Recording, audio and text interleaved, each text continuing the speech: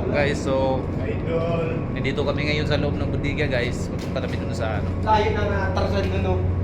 Nandun sa iba yung sa Information to viewers. ito, marami pa to guys. Dito pa sa ilalim ng pangalawang deck ng barko. So bago to ngayon guys lalakad muna namin pupunta sa unit kasi masyadong malayo. Wala kami shuttle na dala eh.